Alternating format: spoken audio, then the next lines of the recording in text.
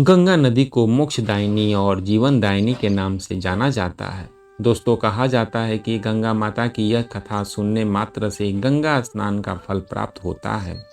जैसे कि आप सभी जानते हैं, हिंदू धर्म में गंगा नदी को देवी या माता के रूप में पूजा जाता है।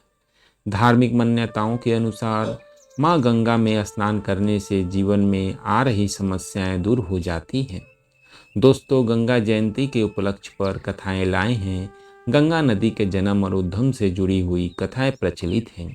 इनमें से आप लोगों के लिए प्रमुख कथा लाए हैं। पहले जान लेते हैं माँ गंगा के उद्गम की प्रणवी कथा।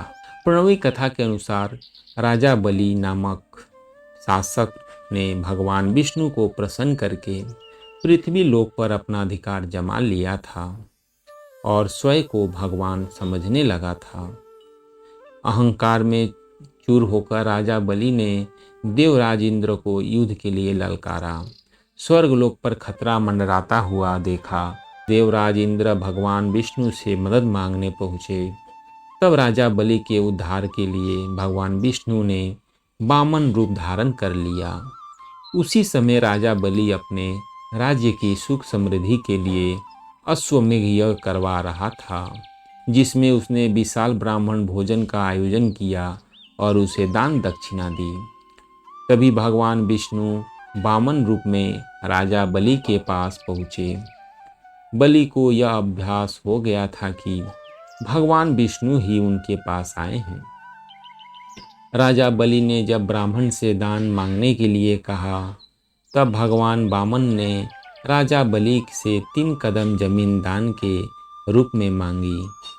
यह सुनकर राजा बलि खुशी खुशी तैयार हो गया। तब भगवान विष्णु ने अपनी विकराल रूप धारण किया। उनका पैर इतने विशाल हो गए कि उन्होंने पूरी धरती को एक पैर से नाप लिया और दूसरे पग से पूरे आकाश को। इसके बाद वामन भगवान ने पूछा कि वह अपना तीसरा पग कहाँ रखे। तब राजा बलि ने कहा कि मेरे पास देने के लिए और कुछ नहीं है, और अपना शीश झुकाकर कहा कि वह अपना तीसरा पैर उसके शरीर पर रख दे। तब वामन भगवान ने ऐसा ही किया और ऐसा राजा बलि पाताल लोक में समा गए। प्रणवी कथा के अनुसार जब भगवान विष्णु ने अपना दूसरा पैर आकाश की ओर उठाया था, तब ब्रह्मा जी ने उनके पैर धोए थे और उसी जल को कमंडल में भर लिया था। जल के तेज से ब्रह्मा जी के कमंडल में माँ गंगा का जन्म हुआ था। कुछ समय बाद ब्रह्मा ने उन्हें पर्वतराज हिमालय को पुत्री के रूप में सौंप दिया था। एक कथा यह भी प्रचलित है कि जब भगवान वामन ने अपने पैर आकाश की ओर उठाया था, तब उनकी चोट से आकाश में छेद हो गया था। इसी से 3 धाराएं फूट पड़ी थी।